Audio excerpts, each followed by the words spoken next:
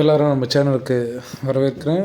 இப்போ வந்து பார்த்திங்கன்னா நம்ம லவர் பந்துன்ற படத்தோட ரிவ்யூ தான் பார்க்க போகிறோம். இந்த படத்தில் வந்து பார்த்திங்கன்னா ஹரிஷ் கல்யாண், அப்புறம் வந்து அட்டகத்தி தினேஷ் நடிச்சிருக்காங்க. அப்புறம் இந்த போஸ்டர்ஸு ரெண்டு பேரோட தம்ப்நெயிலும் பார்த்ததுக்கப்புறம் இது ஒரு வேளை வந்து கேஸ்ட் ரீதியான படம், கம்யூனிட்டி ரீதியான படமாக இருக்குமோன்னு தான் யோசித்தேன். அதே போல் வந்து கிரிக்கெட்டை பற்றின நிறையா படம் வந்துச்சு. ஏதோ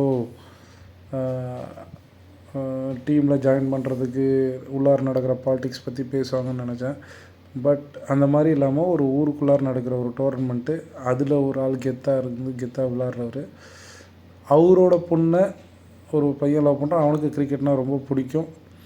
இப்போ ரெண்டு பேரும் பொண்ணு மேலே அப்பா அதிகமாக பாசம் வச்சுருக்காங்களா, இல்லை இந்த பையன் அதிகமாக பாசம் வச்சுருக்காங்களா, இவங்க ரெண்டு பேருக்குள்ளார நடக்கிற ஒரு மேட்ச்சில் நடக்கிற ஒரு நான் அவனை ஈஸியாக அவுட் ஆக்கிடுவேன் அப்படின்னு சொல்கிற மாதிரி ஒரு வசனங்களாகட்டும், இதை வந்து அந்த அப்பாவை மனசை கஷ்டப்படுத்தி அவங்க ரெண்டு பேருக்குள்ளார நடக்கிற ஒரு ஈகோ இஷ்யூஸ், அப்புறம் ஃப்ரெண்ட்ஸு கூடவே இருந்து ஏற்றி விட்ற மாதிரி வர சீன்ஸு, இதெல்லாம் பார்க்குறப்ப கொஞ்சம் நல்லா இருந்தது.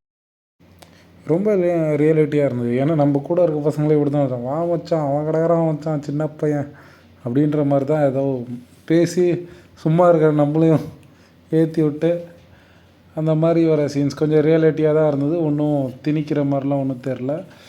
ஏன் அப்படி சொல்லிட்டு போனால், அவங்க இதில் அட்டகத்தி தினேஷ் இருந்ததுனால ஒரு கம்யூனிட்டி பேஸ்டு படமாக வந்துருமோ அப்படின்ற மாதிரி நினச்சோம்.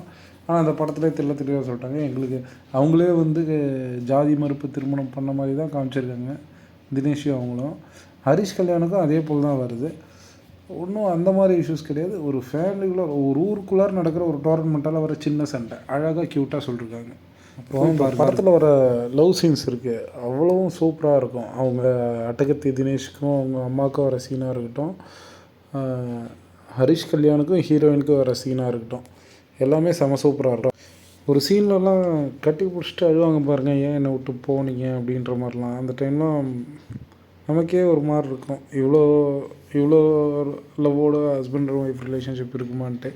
அப்புறம் நம்ம ரிவ்யூஸில் வந்து யார் என்ன சீனு எந்த விஷயத்துக்காக பண்ணுறாங்க எதுவும் சொல்ல மாட்டோம்.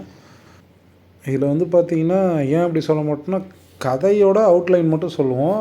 ஏன்னா படத்தை பார்க்குற சுவாரஸ்யம் போயிடும். இந்த சீன்லாம் வருன்ற மாதிரி மட்டும் அவுட்லைன் இருக்கும்.